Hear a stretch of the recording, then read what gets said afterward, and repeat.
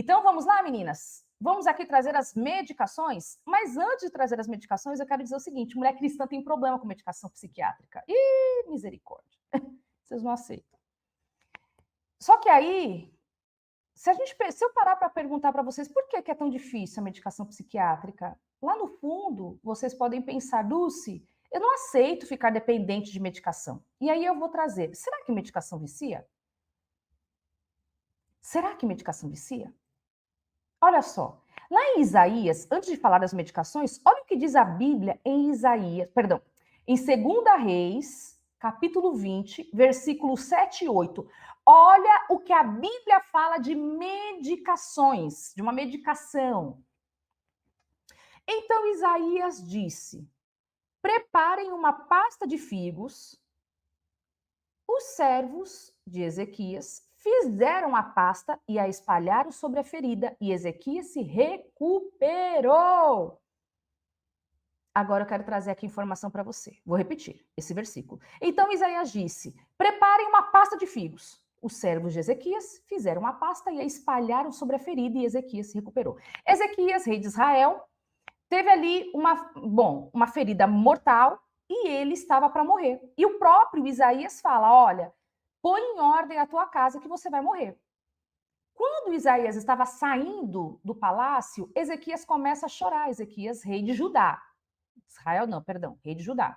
Ezequias então começa a chorar: Senhor, eu tenho sido tão fiel, eu fiz tantas coisas pelo Senhor em Israel, tenha misericórdia de mim. Ele começa a chorar. A Bíblia diz que ele vira para o lado, ele chora, e ele pede a Deus misericórdia.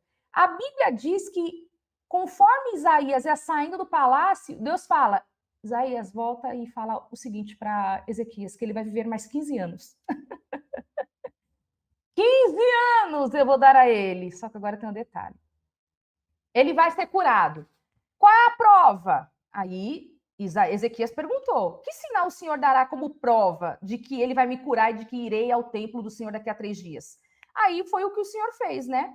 Que o sol avance 10 graus. Aliás, que o sol recue 10 graus.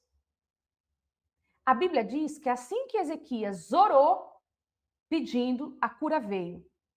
Mas a cura veio, entretanto, Isaías prepara uma pasta de figos, que era uma forma, antigamente as medicações não eram como hoje, você sabe, era natural.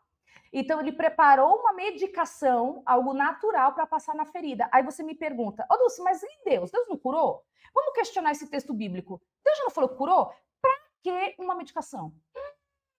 Tá entendendo o código do céu aqui? Ainda que a cura já foi liberada sobre Ezequias, mas Deus não isenta. Deus não vai ser diminuído. O poder de Deus não é diminuído se usar uma medicação. Aqui eu quero desfazer o teu mito. Isso que está na tua cabeça que um dia esteve na minha. Medicação é do diabo. Eu não aceito essa medicação, Jesus. Parou.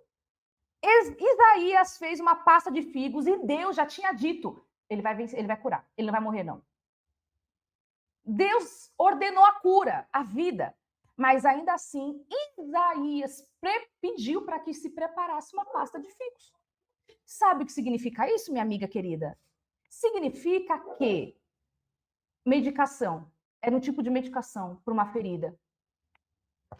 Não tira, não envergonha, não invalida a cura que Deus liberou.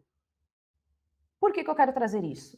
Porque eu quero que você tenha certeza que, ainda que você precise, que eu vou explicar, a medicação ela tem a sua indicação. E eu vou falar em que situação. Por quê? Mas antes de falar da medicação, eu quero que você guarde isso. Para com esse preconceito maluco. Isso não vem de Deus, isso é coisa da sua cabeça, porque lá no fundo não é sobre Deus, é sobre o que os outros vão pensar de você. O que vão pensar de mim? Eu pastora? Eu missionária? Eu evangelista? Eu líder tomando medicação? Eu crente? O que a minha família vai dizer? O problema é deles. Existem casos, de verdade, problema de quem quiser falar de você, minha amiga. Chega um tempo da vida em que a nossa vida está tão arruinada que o que menos importa são os outros. E é nesse ponto que Deus quer que nós cheguemos. Para de se preocupar com o outro. Porque quanto mais você se paralisa preocupada com o outro, você não avança para o que Deus tem. Se Jesus se preocupasse com os outros, ele não andaria com o pecador. com prostituta, ele não caminhava, ele não vivia dia a dia na intimidade com essas pessoas, mas ele parava para comer, para sentar, para ouvir o que elas tinham para dizer, para curar, para ensinar.